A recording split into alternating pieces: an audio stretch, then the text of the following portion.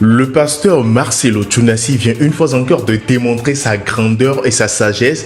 Après la demande d'excuses du pasteur Denis Lessi, le pasteur Marcelo Tunasi fait sa deuxième sortie après la mort de sa femme sur sa page Facebook et accorde son pardon au pasteur Denis Lessi, mais de plus invite toute la communauté chrétienne à prier pour ce dernier. Sans plus tarder, je vous fais découvrir le post. Par la grâce de Dieu, je pardonne à monsieur Denis Lessi pour toutes les calomnies et propos injurieux qu'il a tenus à l'encontre de ma défunte épouse et de moi-même. Je demande également à toute la communauté compassion de faire de même. Prions pour lui car il a besoin de restauration et d'amour. Les événements de ces derniers jours apprennent beaucoup de leçons aux chrétiens. Par ce cas, le pasteur Marcelo Tunasi Jérémie démontre encore sa grandeur et sa sagesse spirituelle aux yeux de tout le monde. Dans les commentaires de ce post, j'ai vu des followers aller jusqu'à dire que le pasteur Marcelo Tunasi est comme le père spirituel du pasteur Denis Lessi, juste parce qu'il a démontré sa grandeur. Il avait quand même le choix entre poursuivre les procédures judiciaires contre le pasteur Denis Lessi ou soit juste de le traiter d'imbécile en l'ignorant. Mais il a fait ce post pour démontrer tout d'abord que le corps du Christ est union et que toute personne mérite un pardon.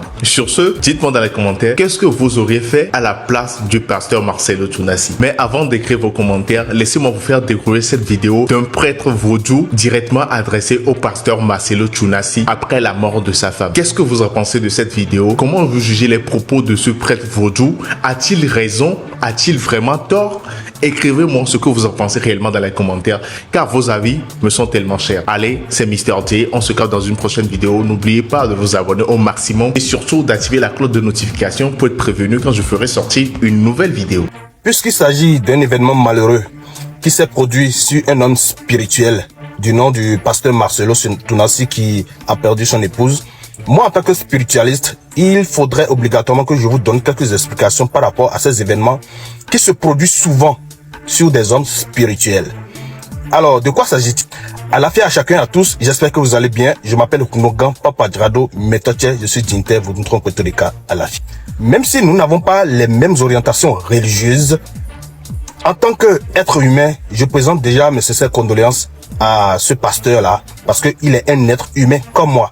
Toi, musulman, toi, chrétien, d'autres orientations et tout ça là, lorsque ton frère perd un être cher, qui lui est cher, il est obligatoire, il est important de lui présenter les condoléances, même si vous n'avez pas les mêmes visions de la spiritualité. Alors, ce qui m'a vraiment écœuré dans cette histoire, que les mêmes chrétiens prennent leur caméra et qui disent que d'abord insultent la personne décédée, d'accord, et par la suite dire que c'est l'effet du diable, que ces personnes-là qui ont une audience vraiment terrible soient en contact avec le diable. Donc pour vous, lorsqu'on a de la notoriété, lorsqu'on est célèbre, c'est le diable qui est à la base. Pour vous, je ne sais pas comment vous pensez au fait. Lorsque quelqu'un dit qu'il est spiritualiste, je vous prie, respectez-le.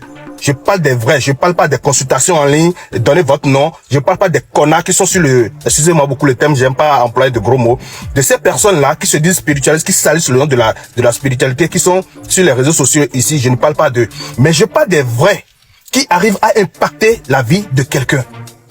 Remerciez-les, parce que il y a quelque chose que je vais vous expliquer ici.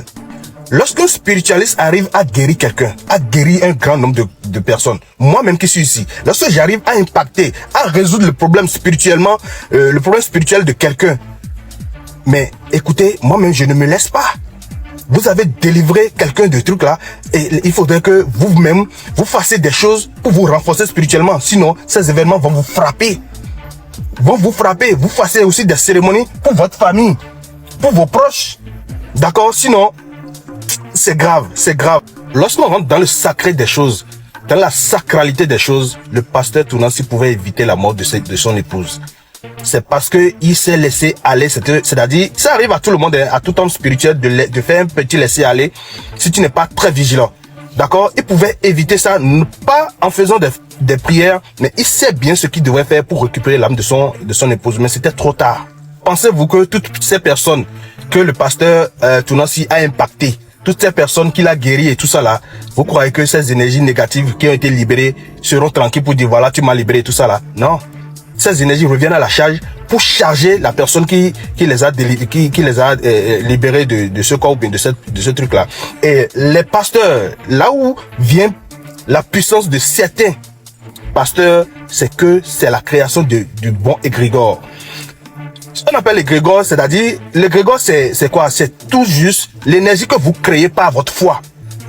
L'énergie que vous créez, la puissance que vous créez, l'esprit qui est venu recevoir, d'accord, recevoir vos supplications, et ça se nourrit de votre foi. Parce que de l'autre côté là-bas, vous n'avez pas la foi. Les chrétiens surtout, vous n'avez pas la foi, vous voyez que rien ne marche pour vous.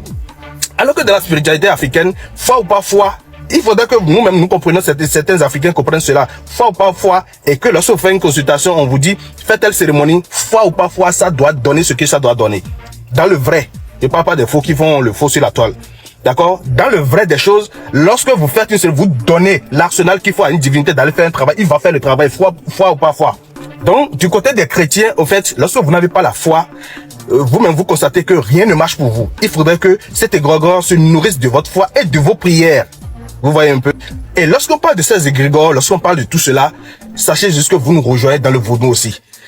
Vous voyez? Vous qui vous agenouillez pour les statues de ci, de ça et tout ça là, vous vous agenouillez, vous nous rejoignez encore dans le vaudou. Simplement. C'est pourquoi je dis nous sommes tous les mêmes. C'est la manière de pratiquer les... Alors, chers vous, chrétiens, d'un bord religieux que je ne veux pas énumérer, qui voyez le diable partout, qui renvoyez, qui méprisez vos propres frères et sœurs parce qu'ils ne sont pas de la même orientation religieuse que vous, vous qui vous réjouissez de la mort de quelqu'un, mais je me demande si c'est pas vous-même le diable. D'accord? C'est pas vous-même le diable. Dans cette histoire de Tounassi, même des vaudouisants ont pris le téléphone, leur portable et qui ont apaisé le pasteur en question, malgré ce qu'il soit un pasteur. Vous voyez que la spiritualité africaine, ce qui est du cœur, nous avons ça. Et c'est ça que nous avons et on nous a méprisé, on nous a fait ce qu'il faut pour nous imposer. En tout cas, je ne vais pas parler de ça. Donc, franchement, et le tade d'ailleurs vivons aussi dehors. Soyez richement bénis et que les bénédictions soient. Bye bye. Voilà à peu près les propos du prêtre Vondou. Sur cette vidéo, j'invite plutôt les pasteurs de grands hommes spirituels à venir commenter, donner leur point de vue pour mieux éclaircir le monde. Est-ce que le prêtre Vondou a raison sur ses propos? Est-ce que le prêtre Vondou a vraiment tort sur tous ses propos? Moi-même, je ne vais pas m'intervenir là-dessus, mais je vous laisse la main libre. Donnez-moi vos avis, car ils me sont très chers et on se capte dans une prochaine vidéo. J'espère que vous avez regardé la vidéo. Si vous avez aimé, n'hésitez pas à vous abonner, mais surtout à activer la cloche de notification pour être prévenu quand je ferai sortir une nouvelle vidéo. C'était Mr. J.